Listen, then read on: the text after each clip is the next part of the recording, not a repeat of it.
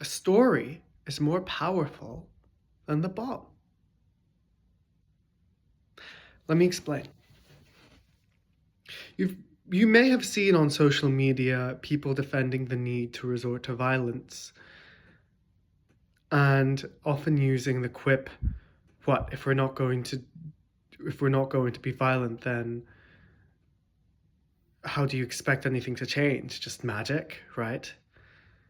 Well, actually, yes. I spent my life refuting that notion that it was this binary, but what if they're actually touching on something?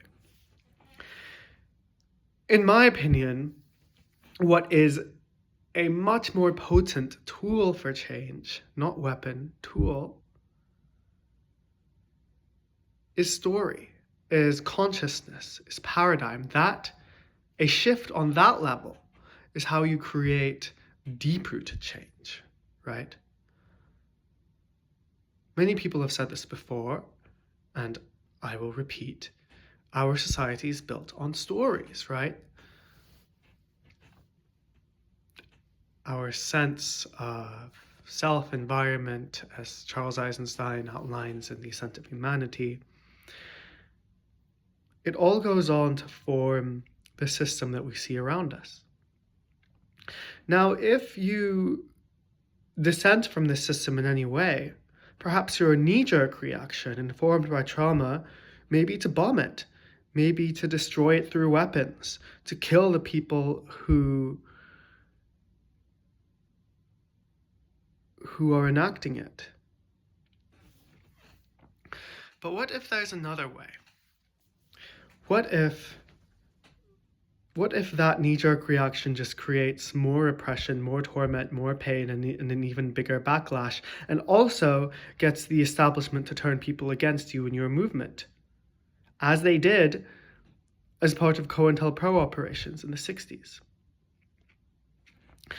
What if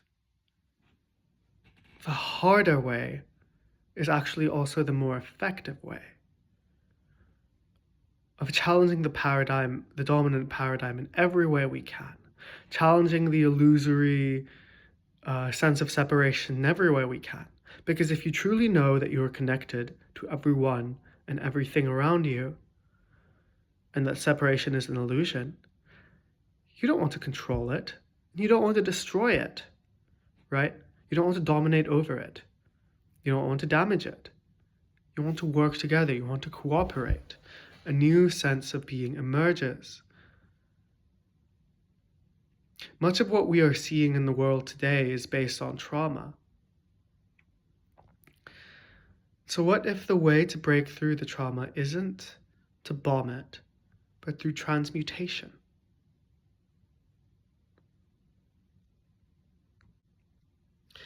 As you shift consciousness, as you shift people's perception, their beliefs, the stories that are operating in their subconscious, you create an organic change within them, and that organic change over time is what ripples out and creates real change, tangible change in the world.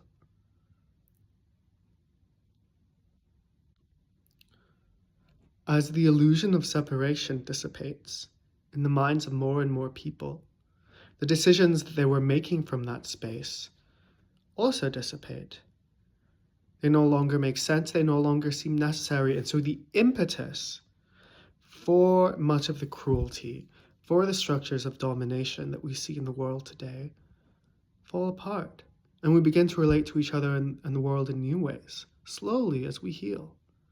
The way we see other people shifts, the way we see the earth shifts, and from that, a new reality is born. So what if paradigm shifts and the transformation of consciousness required to create a true deep-rooted paradigm shift is the actual way out, even if it's harder than dropping a bomb or picking up a gun, which only perpetuates the cycle. And by the way, the establishment knows this too. That's why they resort to narrative control. That's why manufacturing consent and media is so important to them. That's why they make people their own slaves and want to reinforce their own slavery, supposedly out of their own free will, instead of shooting at all of us, which isn't to say they never engage in violence. But the main way they keep the masses in line is through narrative, through consciousness control.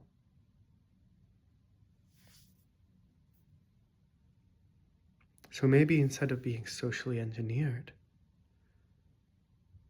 we should actively engineer the social reality we want to see around us.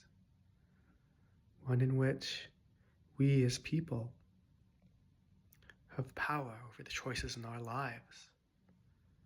Not corporations, not governments, not intelligence agencies, not banks, no one in the matrix of power, but us, directly, together. This is what the revolution of consciousness is about.